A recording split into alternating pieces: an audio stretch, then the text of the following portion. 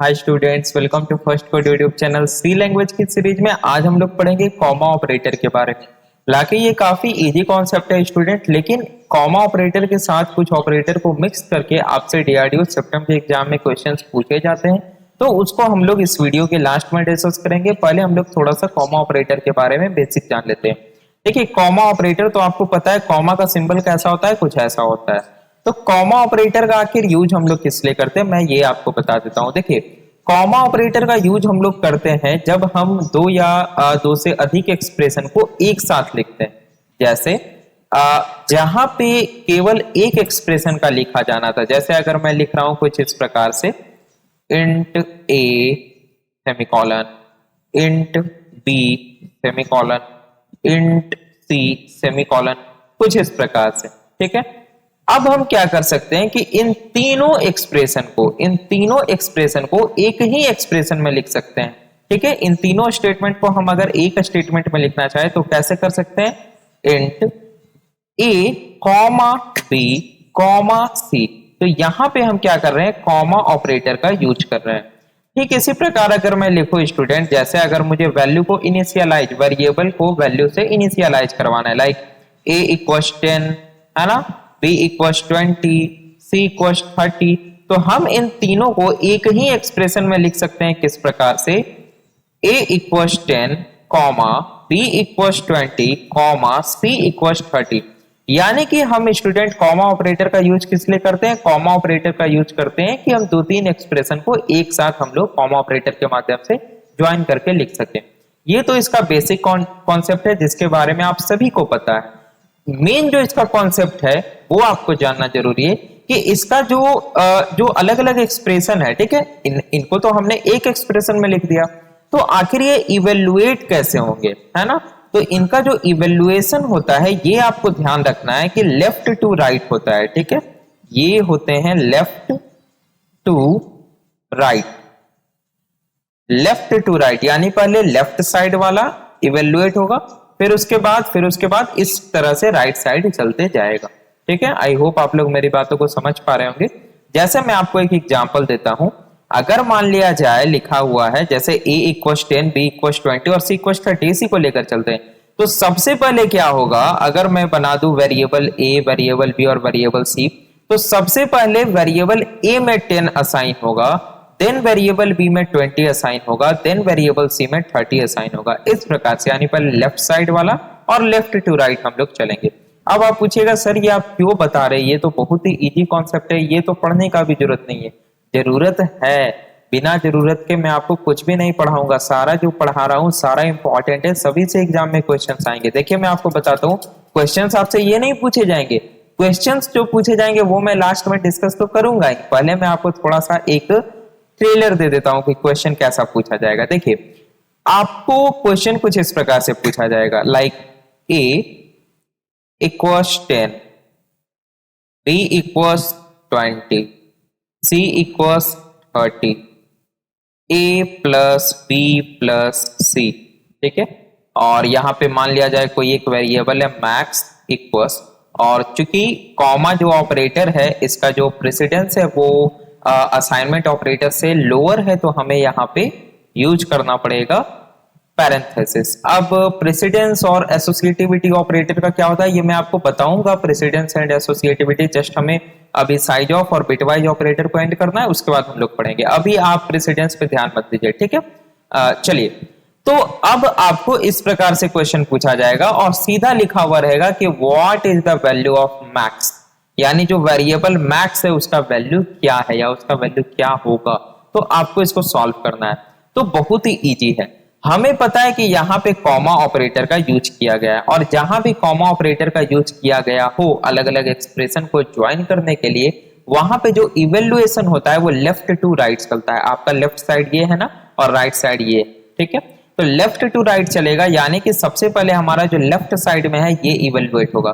तो मैं यहाँ पे बना देता हूं वेरिएबल a, b, c, और ये हो गया आपका मैक्स। ठीक है, तो a में सबसे पहले 10 स्टोर हो जाएगा, उसके बाद नेक्स्ट वाला b में 20 स्टोर हो जाएगा, उसके बाद नेक्स्ट वाला c में 30 स्टोर हो जाएगा, उसके बाद next a plus b plus c। तो a में है 10 प्लस 20 30, 30 प्लस 30 60, तो ये आपका कैलकुलेट होके आ गया 60 और पूरे एक्सप्रेशन, ये जो पूरा का पूरा एक्सप्रेशन है, ये जो पूरा का पूरा एक्सप्रेशन है, इसका रिजल्ट क्या हो जाएगा? इसका रिजल्ट हो जाएगा 60, क्योंकि ये लेफ्ट टू राइट आपका सॉल्व, लेफ्ट टू राइट आपका इवेल्युएट हो रहा है और जो एक्सप्रेशन सबसे लास्ट में इवेल्युएट हुआ है उस एक्सप्रेशन का वैल्यू इस पूरे एक्सप्रेशन का वैल्यू हो जाएगा। तो ये रिटर्न क्या करेगा? 60, मैक्सिमम में जाके स्टोर हो जाएगा 60। ठीक है, ऐसा क्वेश्चन आपसे पूछा जाएगा और ये जस्ट एक ट्रेलर था, मैं आपको और आगे दिखाता हूं। ठीक है, नेक्स्ट क्वेश्चन सॉल्व करके। तो आई होप आप लोग समझ गए होंगे कि कॉमा ऑपरेटर का क्या यूज है।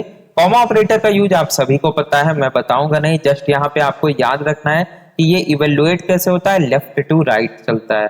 ठीक है, चलिए एक और क्वेश्चन करते हैं, जैसा क्वेश्चन आपसे पूछा जाएगा एग्जाम में। ठीक है, एग्जाम्पल देखिए, क्वेश्चन आपसे कैसा पूछा जाएगा एग्जाम में। मैं ले लेता हूं a=10, लाइक ले लो क्या a=10, हाँ ले लेते हैं a=10 b=20, कुछ इस प्रकार से। ठीक है, और यहाँ पे मान लिया जाए कोई एक वेरिएबल है रिजल्ट। देखिए मैं क्वेश्चन अपने मन में बना रहा हूँ तो थोड़ा सा सोचना पड़ रहा है। ठीक है, रिजल्ट हो गया और यहाँ पे हमें कॉमा ऑपरेटर का यूज करना है। तो ये कुछ इस प्रकार से हो सकता है, a 1 मिनट a=10, ठीक है, b =a++ कॉमा कॉमा ++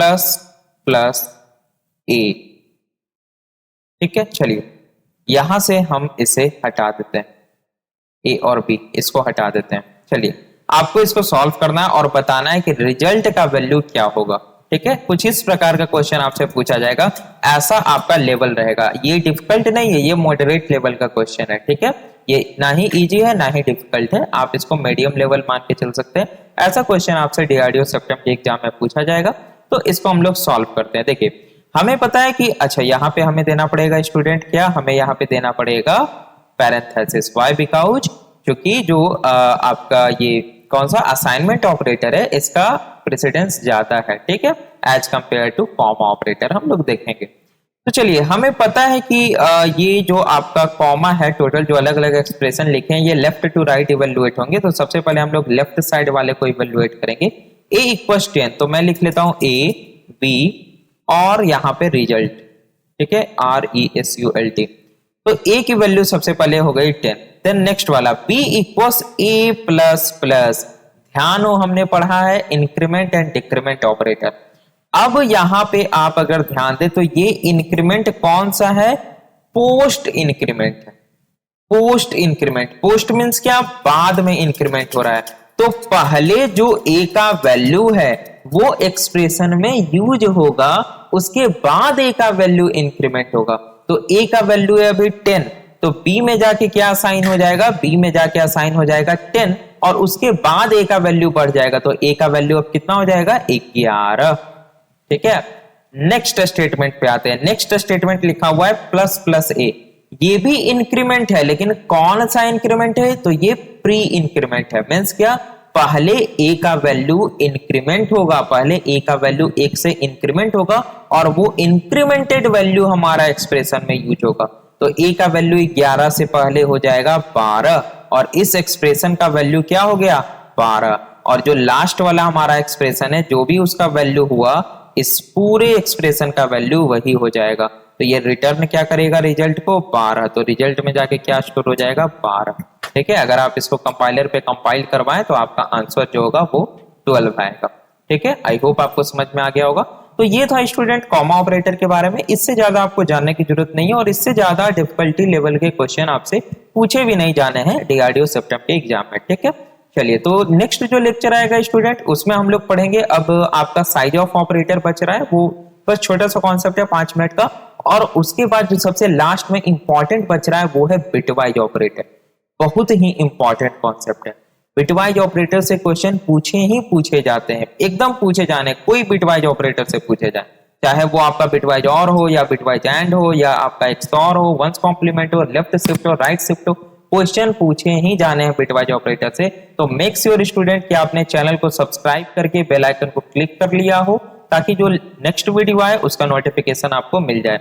ये सारे सी लैंग्वेज के टोटल वीडियो यहाँ पे अवेलेबल है, प्लेलिस्ट का लिंक नीचे डिस्क्रिप्शन में, वहां से जाके आप लोग एक्सेस कर सकते हैं। तो मिलते हैं हम लोग अपने नेक्स्ट वीडियो में। Thanks for watching.